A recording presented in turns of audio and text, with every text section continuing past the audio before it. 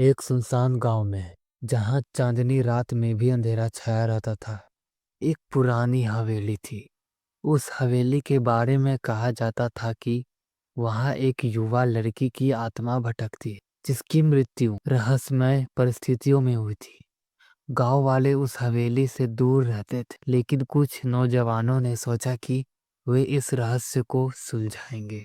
एक अंधेरी रात को चार दोस्त, राहुल, प्रिया, अर्जुन और नीतू, हवेली के अंदर घुसे।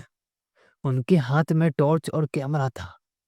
हवेली का दरवाजा चरचराते हुए खुला और अंदर का वातावरण बर्फ जैसा ठंडा था। दीवारों पर पुराने चित्र लटके हुए थे और हवा में एक गंध थी, जैसे सड़े हुए फूलों की। राहुल ने कहा, चलो ऊपर चलते हैं, शायद वहां कुछ मिले। सीढ़ियां चढ़ते हुए उन्हें लगा कि कोई उन्हें देख रहा है। प्रिया ने पीछे मुड़कर देखा, लेकिन वहां कोई नहीं था। अचानक एक तेज आवाज सुनाई दी, जैसे कोई चीख रहा हो। तभी नीतू का दिल जोरों से धड़कने लगा। ऊपर पहुंचकर उन्होंने एक कमरा देखा, जिसका दरवाजा बंद था। अर्जुन ने दरवाजा खोला और अंदर एक पुराना शीशा था। शीशे में उन्हें अपनी परछाई तो दिख रही थी, लेकिन एक और परछाई भी थी, एक लड़की की, जो उनके पीछे खड़ी थी। वह लड़की धीरे धीरे मुस्कुरा रही थी और उसकी आंखों से खून बह रहा था।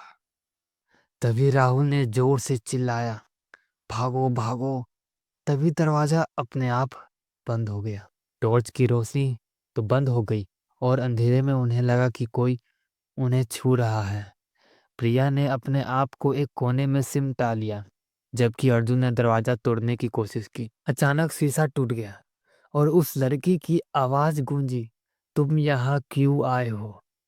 यह मेरी जगह है। उस आत्मा की आवाज आती है। नीतू ने अपनी आंखें बंद कर ली, लेकिन वह आवाज उसके कानों में गूंजती रही। जब सुबह हुई तो गांव वालों ने उन चारों को हवेली के बाहर बेहोश पाया। उन चारों में से किसी को भी उस रात की घटना याद नहीं थी, लेकिन उनके चेहरे पर एक डर था। ऐसा डर लगे कि उनके साथ कुछ तो बुरा हुआ है, लेकिन क्या, वो उन्हें नहीं मालूम।